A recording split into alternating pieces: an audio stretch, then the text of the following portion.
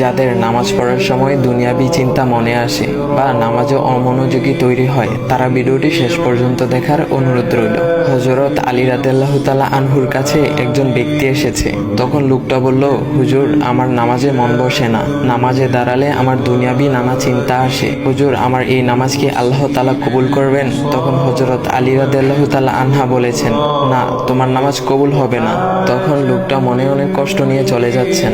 এমন সময় রাসূল সাল্লাল্লাহু আলাইহি ওয়াসাল্লাম এসে হযরত আলী রাদিয়াল্লাহু তাআলা আনহুকে জিজ্ঞাসা করলেন, ইয়া আলী, আপনার কাছে লোকটা কেন এসেছিল? এসে দেখি মন খারাপ করে চলে গেল। কেন, কি হয়েছে আমাকে বলুন। তখন আলী রাদিয়াল্লাহু তাআলা আনহু বলেন, তিনি আমার কাছে জানতে এসেছেন যে নামাজে দুনিয়াবি চিন্তা আসলে নামাজ হবে কিনা। আমি বলেছি, না, তোমার নামাজ কবুল হবে না।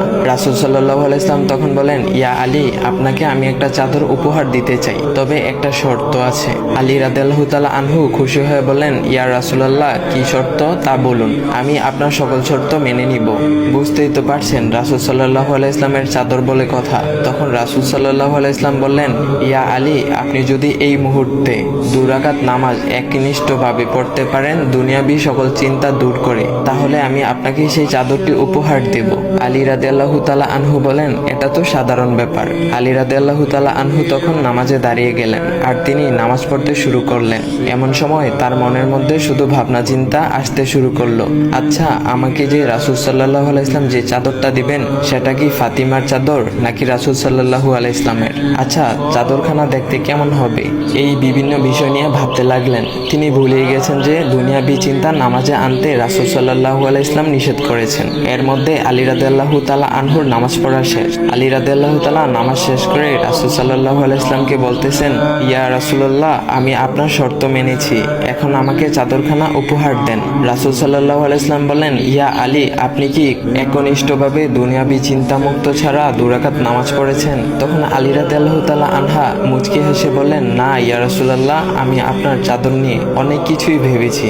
তখন রাসূল সাল্লাল্লাহু আলাইহি ওয়াসাল্লাম বলেন, ইয়া আলী, নামাজ তোমারও হয়েছে, আর তুমি যাকে নামাজ হবে না বলে ফতোয়া দিয়েছো, তার নামাজও আল্লাহ তাআলা কবুল করে নিয়েছেন। শোনো আলী, দুনিয়াবি চিন্তা দ্বারা নামাজ বাতিল হয় না, নামাজ মহান আল্লাহ তাআলা কবুল করে নেন। সকল ফরজ নিয়ম কানুন মেনে নামাজ পড়লে নামাজ হবে ইনশাল্লাহ। তবে আমাদের সকলের উচিত নামাজ আদায় করার সময় একমাত্র আল্লাহকে স্মরণ করে নামাজ আদায় করা। নামাজে দাঁড়ালে দুনিয়াবি চিন্তা মাথায় আসে, এটা শয়তানের একটা ফাঁদ। আল্লাহ তাআলা আমাদের সকলকে শয়তানের কুমন্ত্রণা থেকে হেফাজত রাখুক এবং সঠিকভাবে মনোযোগের সাথে নামাজ আদায় করার মতো তৌফিক দান করুক। সবাই বলি আমিন। চাইলে ভিডিওটা আপনি অন্যদের কাছে শেয়ার করতে পারেন, এতে অন্যদের ভুল ভ্রান্তিগুলো দূর হবে। তো গাইস, এমন ইসলামিক ভিডিও পাওয়ার জন্য ভাইয়ের আইডিটা ফলো করে দিয়ে যাও।